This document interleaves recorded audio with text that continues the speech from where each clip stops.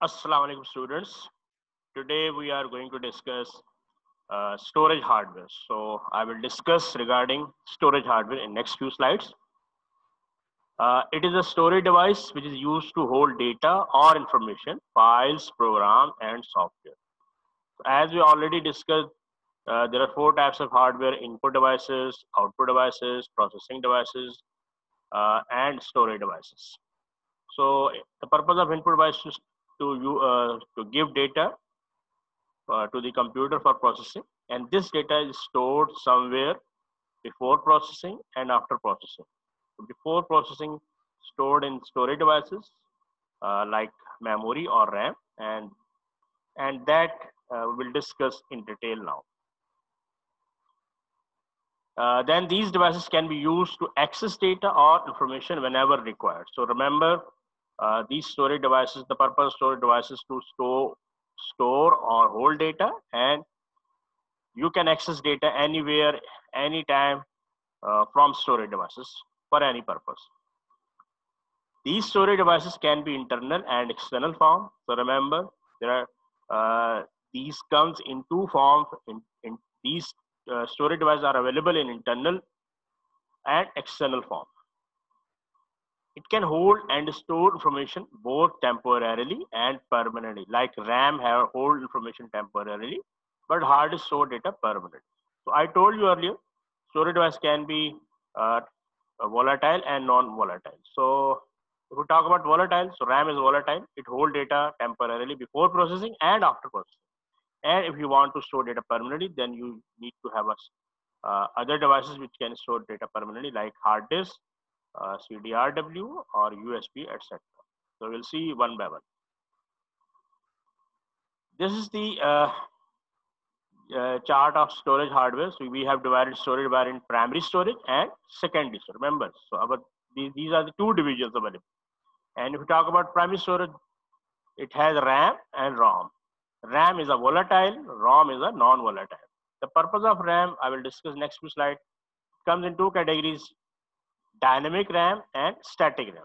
So actual RAM is dynamic RAM, and in the parallel there is another RAM that is called SRAM. We call it cache memory. We will discuss in detail next few slides. Then we talk about ROM. It has three types: PROM, EPROM, EEPROM. What they are, we will discuss in next few slides. Then you have a secondary storage device. These are the secondary storage device, also called permanent storage, auxiliary storage, external storage, whatever. And it has three categories: magnetic storage, optical storage, electronic storage. So if we talk about magnetic storage, it comes in three categories: hard disk, floppy disk, tape drive. And if we talk about optical storage, so it has CD-ROM, CDR, CDRW, DVD-ROM, DVD-R, DVD-RW, and Blu-ray. So what they are, we'll discuss in detail. And then you have electronic storage. It has solid state drive, SSD, flash drive, memory card, etc. So now move to next slide. So we'll discuss one by one each this storage devices. First, we talk about primary storage or primary memory. It has two categories: RAM and ROM. Remember, primary storage is combination of RAM and ROM. And if we talk about RAM, it comes in two categories: SRAM and DRAM. What they are, we will discuss next few slides. And then we talk about ROM. ROM has three categories: PROM, EPROM, and EEPROM. So one by one, all these will be discussed. Moving to next slide. What is RAM or DRAM?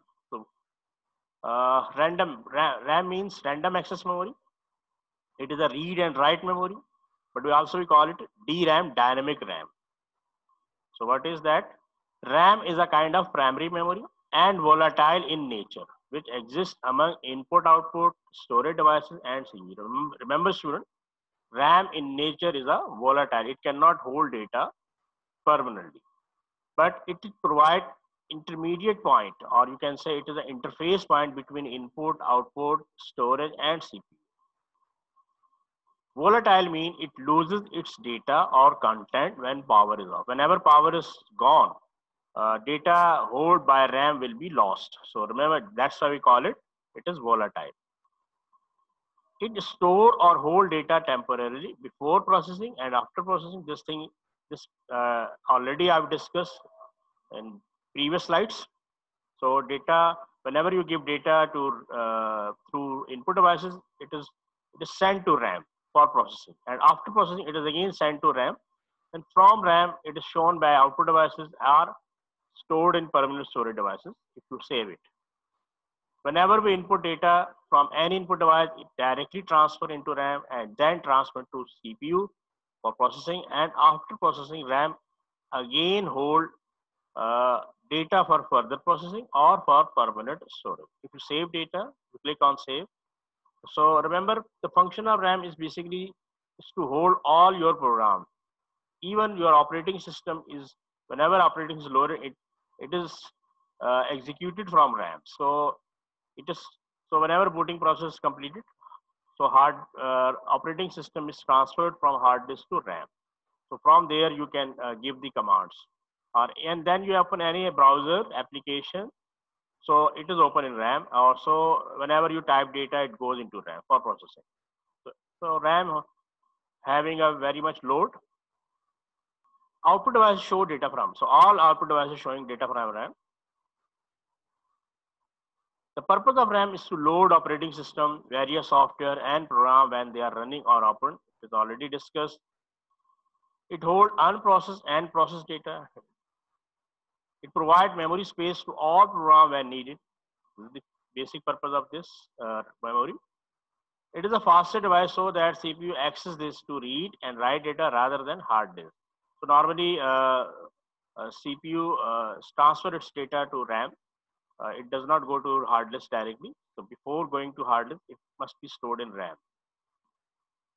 Every program is loaded into RAM when we run that program, like web browser, spreadsheet, or database. It open. You can say it is open in RAM. Okay. This here you can see RAMs. There are two different kinds of RAM are given. RAM has also different categories, but I'm not discussing here. Okay, and you can see RAM slot where RAM is being inserted by someone, and RAM slot is built in on motherboard. Okay, moving to next slide. Now I'm going to discuss what is SRAM or cache memory. We also call it cache memory. It is a kind of RAM or memory which exists between processor and RAM. So remember, basically why we use this, I can tell you here now. The purpose of to use SRAM is to enhance the performance of computer system, because RAM is always insufficient for having or storing data, because it is loaded by many applications. All applications open in RAM. Input data sent to RAM, output data is taking memory, and whatever we giving data, it is holding by RAM before processing and after processing. So due to that, RAM become insufficient. So that's why processor is unable to find space after processing, sending to data to RAM. So this activity degrade the performance of processor. So that's why computer expert has built another RAM or kind of memory which does not store any application. It only store most accessible instruction for the processor. So it is faster than RAM, but expensive than RAM, but less space than RAM. Its storage capacity is lesser than RAM, but it is faster and expensive memory than RAM. So it exists between, remember, it exists between CPU and RAM. SRAM is random access memory, also called cache memory, that retain data, that is bits in its memory as long as power is being supplied. So it hold bits. It hold data lesser than RAM, remember, but it is faster than RAM. CPU always try to access instruction or command first from cache memory, and if instruction are not there, then locate RAM. So I told you about it. There are three types of cache memory which exist in the CPU or motherboard, that is L1 in CPU and L2 and L3 on motherboard. So normally L1 exists in CPU, L2 on motherboard, and L3 normally in RAM, or you can say on motherboard. Moving to next slide. This is here you can see CPU is taking data from cache or not data instructions or data sending to cache or receiving instruction from cache, and then this data are going to main memory. So, but data is always coming from main memory, because whenever we give instruction, it goes into RAM. From RAM, it is transferred to cache. Cache transferred for further processing to CPU. If CPU could not find the instruction on cache, then it will locate to RAM, as I told you. Here, now bottom side, you can see the diagram. CPU is first finding data L1. If it is not there, then it is finding data L2. And if it is not, then it is locating in L3. Even if there is no instruction, then it will go to memory. But you can see slow, less fast, fast, and faster. Okay, moving to next slide. Here you can see the memory hierarchy of different levels. CPU registers. CPU register, basically, these are internal memory of CPU or processor.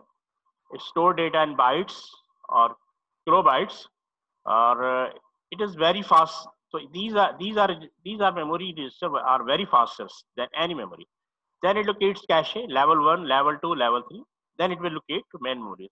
So these are all temporary storage area, as mentioned, and these are direct access to CPU. Remember, see the. Then you have okay, the main memory have two other kind of memory, like physical RAM and virtual memory. Physical RAM itself main memory, like DRAM. Virtual memory exists in hard disk, so it is demanded whenever it is required by operating system. So these are indirect access to CPU, like secondary storage devices, and these are also permanent storage devices. So operating system assisted memory management. So ROM or BIOS is primary memory, not the secondary storage. Removable devices, network, internet, or storage, hard drives, these are different kinds of. Then input sources, keyboard, mouse, removable media. So you can see how data is going to for processing. Another diagram for memory hierarchy here is given. Processor has CPU registers. So these are called, its features are super fast, super expensive, tiny capacity. So I told you it has data in bytes. So registers store data in bytes. This is another kind of memory exists in CPU. Okay, then CPU cache. Cache, I have told you about it. It has three level 1, level 2, level 3, and it is faster but expensive and but small capacity, store data in kilobytes. You can say normally right now it megabytes. Depend on version of the computer.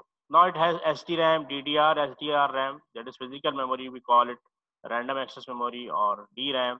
It is fast, priced reasonably, average capacity. So it has average capacity. Now it is coming in gigabytes. Then you have a solid state drive, solid state memory. These are non-volatile or flash-based memory. You can say its average speed, price reasonable, average capacity. Then you have virtual memory, which exists in hard disk. So it is slow but cheap, large capacity. So we call it also mechanical hard drives. Solid state drives are electronics drives. Okay, moving to next slide. Then you have what is ROM or BIOS. It is also kind of primary memory. It is a built-in memory. It comes with motherboard and it is provided by manufacturer. It stores system-related information. It is a kind of permanent or non-volatile memory holding system-related information provided by manufacturer. Why provided by manufacturer? Because your motherboard or system-related information is stored in ROM. Whenever you start your computer, all instructions come from ROM. We also call it BIOS, basic input output system, and firmware. Remember, we also ROM is also called firmware, and it is non-volatile. That's why we call it read-only memory. So user cannot change its data. It is built-in. It is built-in memory, means pre-written by manufacturer, and it comes with motherboards. So remember, it comes with memory. You cannot change its data. It is also called firmware and BIOS, which contain the instruction or program which is required to boot up or start up the computer. So I already told about this, that if BIOS ROM is also called firmware and BIOS. So it holds basic instruction to start the computer. It holds basic instruction related to hardware, that is input, output, and software to recognize and to run them. So whenever you insert new hardware, it must be recognized by firmware or ROM. There are three types of ROM, that is PROM, EPROM, EEPROM. So here you can see this is the firmware or ROM chip, and in red circle you can see where it is, where you can find on motherboard. So it is built in motherboard, I told you earlier. What is PROM? It is a programmable read-only memory. It is a kind of ROM which can be used to rewrite or update its content or instruction, but only once when needed. So I told you about basically ROMs comes with motherboard. It could not be written by any user, but sometimes it happens ROM data can be corrupted or get out of order. So you need to write it again. But ROM has no feature to write it again. So that's why manufacturer later on provided a PROM which can be written only once, but not the normal user. You have to go hardware specialist. So that's where, from where you can update your ROM. So it is a kind of ROM which can be used to rewrite or update its content or instruction, but only once when needed, as I told you. This PROM is used in following two situations. When ROM data becomes out of order, so that's why you can write data again, or when user want to insert new hardware and to be recognized by ROM. So that's why you need to update ROM chip, but you can only update once if it is PROM. But PROM can only be used or rewrite only one time. Updating of ROM can only be done by hardware specialist, not by the normal user, because it requires special equipment and software. So you have to go hardware specialist for writing of PROM or updation of PROM. Okay, moving to next slide. Then another category came in the ROM type of memory, that is EPROM. It is called erasable programmable read-only memory. It is kind of memory which can be used to rewrite content or instruction of ROM many times using ultraviolet rays by the hardware specialist as per requirement. So if you want to update your ROM chip again, so now you have facility to erase many times content of ROM. It holds data permanently when it is written, so general user cannot erase its content, but nature remains ROM and non-volatile. It is also called non-volatile memory, means its data is retained even if there is no power is supplied. So that's why we call it as non-volatile. So remember, student, you cannot change its data. You have to go hardware specialist if you want to update content of ROM. Okay, moving to next slide. What is EEPROM? It is called electrical erasable programmable read-only. This is EEPROM.